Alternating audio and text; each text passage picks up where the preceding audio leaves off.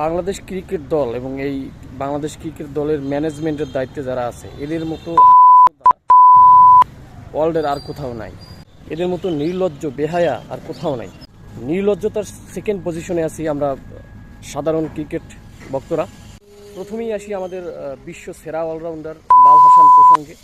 আজকে শেষ মুহূর্তে বাংলাদেশ দলের যখন অল্প কিছু রান প্রয়োজন তখন মাঠের বাইরে আমাদের নবাব এবং এমপি সাহেব ক্লিন শেপ করে পায়ের উপর পা রেখে মাঠের বাইরে খিলখিলিয়ে হাসতেছে।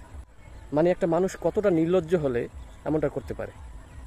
আমার একটা দাবি হচ্ছে বাংলাদেশ ক্রিকেট দল এবং বাংলাদেশ ক্রিকেট দলের ম্যানেজমেন্টের দায়িত্বে যারা আছেন এদেরকে নিয়ে একটা নির্লজ্জ কমিটি গঠন করা হোক এবং এই কমিটির সভাপতি দেওয়া হোক আমাদের বাল হাসানকে, মানে এমপি সাহেবকে। আমার কাছে মনে হয় যে বাংলাদেশে উচ্চশিক্ষিত রাজনীতিবিদদের খুব অভাব। তা না হলে বিভিন্ন সেলিব্রিটি যেমন অভিনেতা অভিনেত্রীরা ক্রিকেটাররা এরাই কেন জাতীয় সংসদ নির্বাচন করে, এরাই কেন পার্লামেন্টের সদস্য হয়। সাকিব আল হাসান, আপনি বিশ্ব সেরা অলরাউন্ডার ক্রিকেটার, আপনার একটা প্রফেশন আছে, তারপরে কেন আপনার এমপি হতে হবে?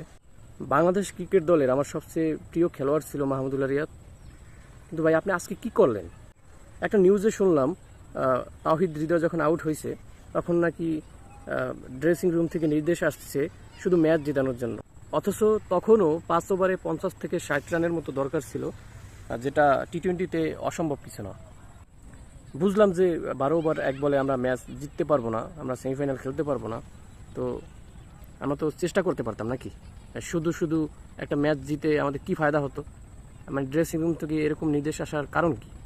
আর রিয়াদ ভাই, আপনি শেষ বেলায় বিদায় বেলায় আপনি আপনার সম্মানটা রাখতে পারলেন না। ওভারঅল ম্যাচটা তো জিততে পারলাম না নাকি? তো শুরু থেকে হিট করা দরকার ছিল না? প্রত্যেকটা খেলোয়াড় এবং এই বলদমার্কা ম্যানেজমেন্টকে প্রতি মাসে লাখ লাখ টাকা বেতন দেওয়া হয়। তানজিদ হাসান তামিম এত বাচ্চা, মানে ভালো বলারদের সামনে এর হাঁটু কাঁপে। আর সৌম্য সরকার 10 ম্যাচ পর 1 ম্যাচ চান্স পায়, তাও আবার যখনই খেলতে নামে তখনই তার বাথরুম চাপে।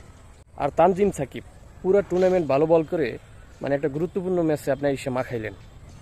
বয়কট করলাম বাংলাদেশ ক্রিকেট দলকে।